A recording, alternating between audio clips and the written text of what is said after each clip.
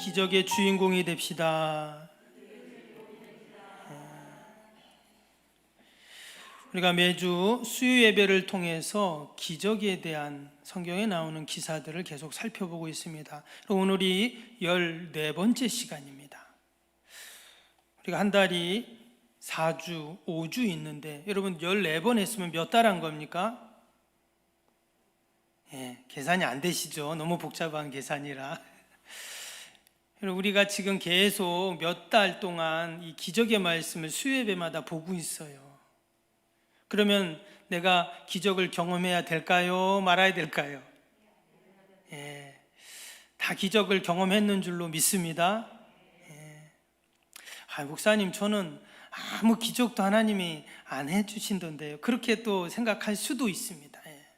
근데 내가 모르는 사이에 하나님이 벌써 휙 하고 기적이 지나갔을 수도 있어요. 근데 우리가 이 말씀을 계속 보면서 이 기적의 원리가 있었습니다. 그죠?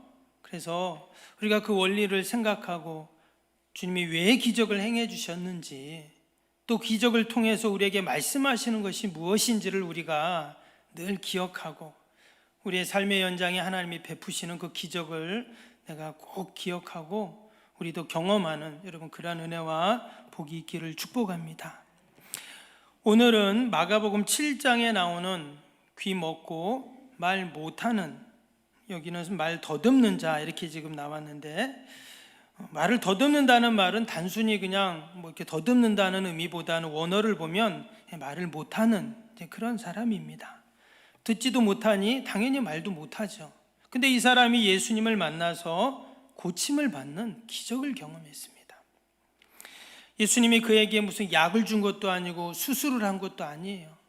그냥 예수님 만나 이런 놀라운 기적을 경험을 했습니다. 이 사건을 통해, 이 기적을 통해 예수님께서 우리에게 주시는 영적인 교훈이 과연 무엇인가? 첫 번째로 예수님은 결코 우리의 절망을 외면치 않는 분이시다 하는 겁니다. 같이 해볼까요? 하나님은 우리의 절망을 외면치 않으십니다. 오늘 31절 보시면 예수께서 다시 두로 지방에서 나와 시돈을 지나고 데가볼리 지방을 통과하여 갈릴리 호수에 이르시매 그랬습니다. 지금 예수님의 그 이동 동선을 쭉 얘기했어요. 첫 번째는 두로 지방, 그 다음에 시돈, 데가볼리, 갈릴리. 이 두로라는 지역은요, 시돈도 마찬가지지만 이스라엘의 왼쪽, 그러니까 지중해 해변 쪽에 있는 그러한 도시입니다. 그런데 이스라엘에 있는 도시지만 여기는 이방 땅이에요. 그 이방 땅에서 지금 예수님이 어디로 가셨냐면 두로 시돈을 지나 데가볼리로 갔다 그랬어요. 이 데가볼리라는 말은 10개의 도시 이런 뜻이에요. 근데 이 데가볼리가 어디 있냐면 요단 건너편입니다. 요단강 건너편. 그러니까 이스라엘 동쪽이에요. 지금 서쪽에 있다 그랬죠. 두로와 시돈은 완전 서쪽에 있는데 이 데가볼리는 완전 오른쪽 동쪽에 있어요. 그러니까 상당히 먼 거리입니다. 근데 거기서 다시 어디로요? 갈릴리는 이제 위쪽에 있는 중간 지역으로 다시 예수님이 지금 이렇게 오셨다. 왜 굳이 예수님의 이런 동선을 지금 기록을 하고 있는가? 원래 유대인들은 이 두로와 시돈 또 데가볼리 이런 지역을 잘 안 갑니다. 왜? 이방 지역이잖아요. 이방 땅에는 잘 안 갑니다. 이스라엘 사람들, 유대인들은. 근데 예수님은 이방 땅도 서슴없이 늘 가세요. 그럼 왜 가셨냐? 우리가 복음서를 보면 그 이방 땅에 가서 거기도 복음이 필요한 자들에게 복음을 전하고 또 기적을 베푸셨던 그런 내용들을 우리가 계속 보죠. 그래서 예수님은 사람들이 다 포기하고 외면한 지역도 우리 주님은 늘 품으신다라는 거예요. 지금 갈릴리로 가셨다고 했는데 여러분 갈릴리도 마찬가지입니다. 우리는 예수님의 제자들이 다 갈릴리 출신이죠. 그리고 예수님의 주 사역 무대가 갈릴리이기 때문에 갈릴리가 상당히 친숙해요. 근데 원래 유대인들은요, 이 갈릴리 지역도 이방인 지역으로 비슷하게 여겼습니다. 왜냐하면 수많은 이방 민족들이 갈릴리 쪽에 와서 그들이 쳐들어오고 그래가지고 그 정통 유대인들의 혈통이라기보다는 이방인의 피가 섞인 사람들이 많다 이렇게 여겼기 때문에 이 갈릴리도 거기에는 괄시받고 무시당하고 또 그런 사람들이 가진 것 없는 사람들이 많이 사는 지역이 바로 이 갈릴리였어요. 그래서 예수님이 원래 나사렛에 사셨죠. 나사렛은 예루살렘에서 가깝습니다. 근데 굳이 갈릴리로 올라가신 거예요. 왜? 거기에 더 복음이 필요하고 불쌍한 사람들이 많으니까 거기서 사역을 시작하신 거죠. 근데 오늘 말씀해 보니까 그 갈릴리에 누가 있다고요? 귀 먹고 말 더듬는 자가 있었다 이렇게 지금 얘기를 하고 있어요. 지금 이 갈릴리란 지역도 무시당하고 괄시받는 지역인데 더욱이 지금 거기에 귀 먹고 말 더듬는 병자, 장애인이 있었다는 거예요. 그러니까 이 사람은 더 불쌍한 사람이죠. 이 사람이 여자인지 남자인지 나이가 어떻게 되는지 또 이름이 뭔지 성경에는 나와 있지도 않습니다. 그러니까 그냥 별 볼 일 없는 그냥 평범한, 아니 더 그거보다 기준이 더 낮은 위치에 있는 너무나 불쌍한 그러한 사람인 겁니다. 근데 예수님께서 그 먼 두로에서 데가볼리를 지나서 이 갈릴리에 오셔서 이 사람을 만나 주셨다는 거예요. 이 사람은 예수님 앞에 스스로 나온 것도 아니었어요. 32절 보니까 사람들이 귀 먹고 말도 없는 자를 데리고 예수께 나와 안수하여 주기를 간구하거늘 그랬어요. 지금 사람들이 이 사람을 데리고 왔어요. 직접 예수님 앞에 자기가 나온 것도 아니에요. 한마디로 믿음이 많아가지고 예수님을 찾아온 것도 아니었다는 거예요. 그냥 사람들이 보니까 너무 불쌍해서 데리고 온 거예요. 근데 예수님이 어떻게 해요? 기적을 베풀어 주셨어요. 오늘 34절 35절에 보니까 하늘을 우러러 탄식하시며 그에게 이르시되 에바다 하시니 이는 열리라는 뜻이라. 그의 귀가 열리고 혀에 맺힌 것이 곧 풀려 말이 분명하여 졌더라. 지금 예수님께서 이 말 못하고 또 귀가 닫힌 이 사람에게 이런 놀라운 기적을 행하셔서 이젠 어떻게 해요? 귀가 열리고 혀에 맺혔던 것이 막 풀려가지고 이제 말을 할 수 있는 그런 사람이 되었다는 것입니다. 여러분, 예수님께서는 이런 불쌍한 사람, 정말 절망할 수밖에 없는 이 사람을 외면치 않으시고 그 먼 길을 마다하지 않고 이 사람을 만나 이런 놀라운 기적을 베풀어 주셨는 줄로 믿습니다. 특별히 오늘 34절에 보니까 예수님이 기도하신 거예요. 어떻게 기도했다고요? 하늘을 우러러 탄식하시며 이렇게 나왔어요. 지금 예수님이 그 사람을 보니까 너무나 안타까워서 탄식할 수밖에 없는 거예요.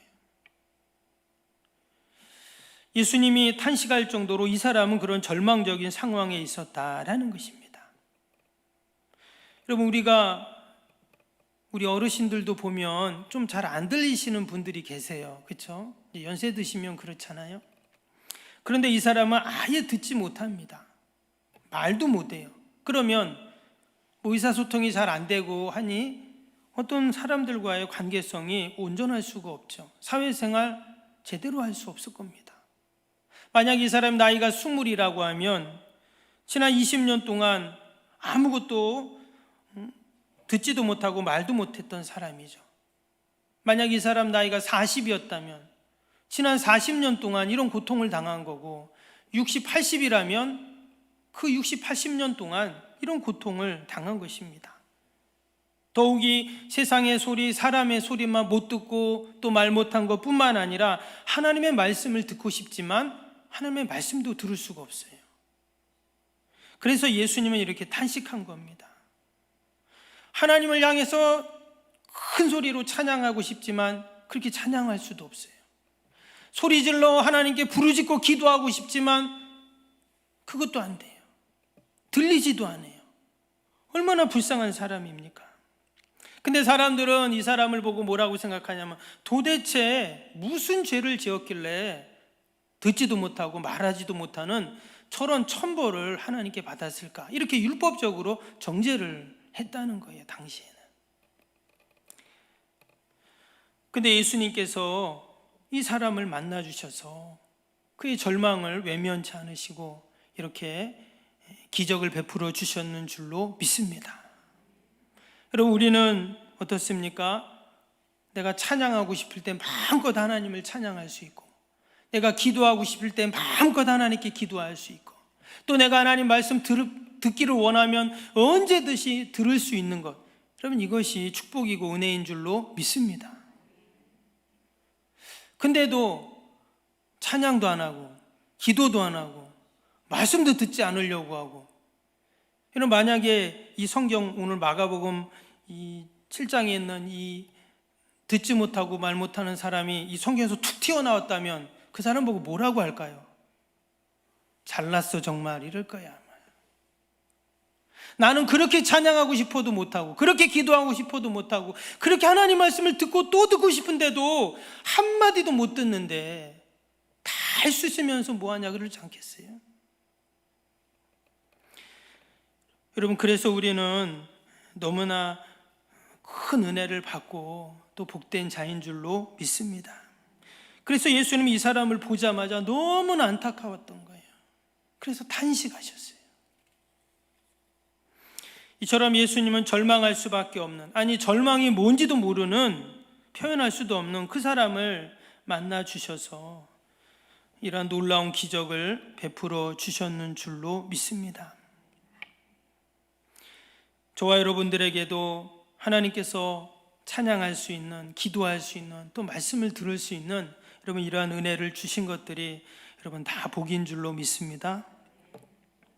뿐만 아니라 하나님은 우리의 모든 막히고 묶인 우리의 인생의 문제들, 절망할 수밖에 없는 상황들도 하나님은 외면치 않으시고 먼 길을 마다하지 않고 찾아오셔서 반드시 열어주시고 또한 풀어주시는 우리 주님이신 줄로 믿습니다. 그리고 또 한 가지 오늘 말씀을 보면 예수님이 이 사람에게 기적을 행하시는 방법이 참 희한합니다. 33절 다시 볼까요? 예수께서 그 사람을 따로 데리고 무리를 떠나사 손가락을 그의 양 귀에 넣고 침을 뱉어 그의 혀에 손을 대시며, 이게 지금 이 사람에게 행하신 기적의 방법이었어요.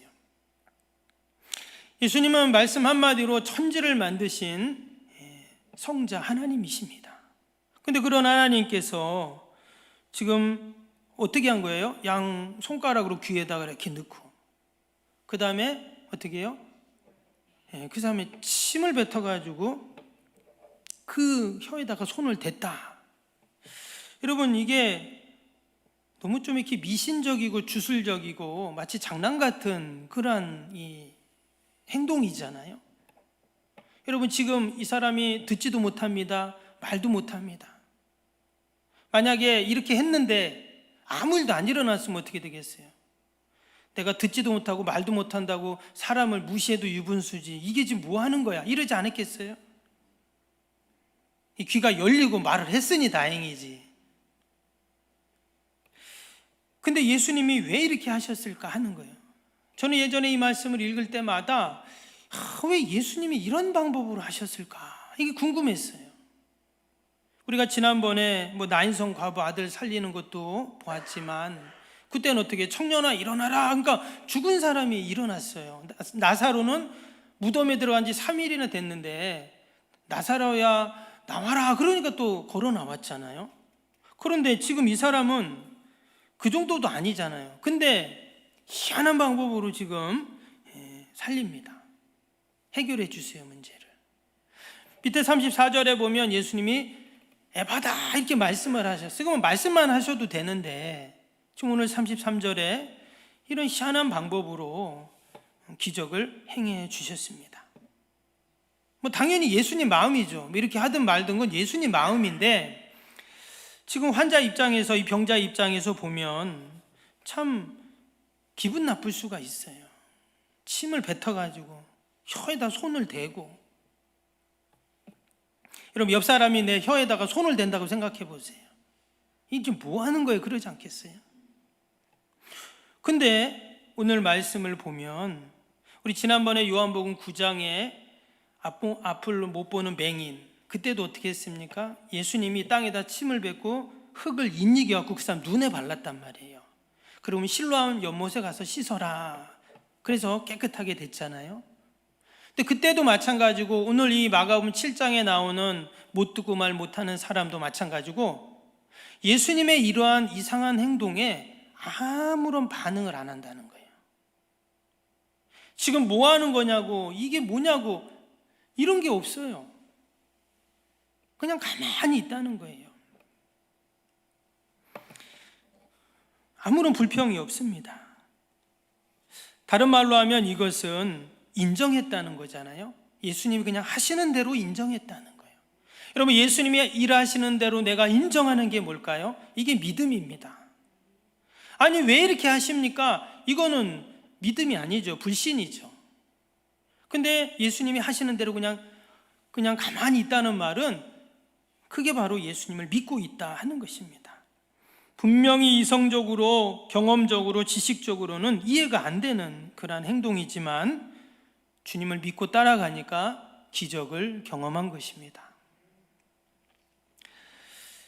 이처럼 하나님은 우리가 어떠한 상황 속에서도 믿음으로 반응하기를 원하십니다. 하나님이 우리의 반응과는 상관없이 무작정 기적을 행하신다. 그럼 어떨까요? 그러면 예수님은 기적만 행하시는 분, 마치 도깨비 방망이쯤으로 여길 수가 있어요. 근데 오늘 밑에 36절 보세요. 예수님이 이런 기적을 행하시고 아무에게도 말하지 마라. 이렇게 이 말씀을 하셨어요. 왜냐? 예수님은 자신의 능력을 행하시고 기적을 행하는 자로만 사람들이 여길까봐 걱정을 하신 것이죠.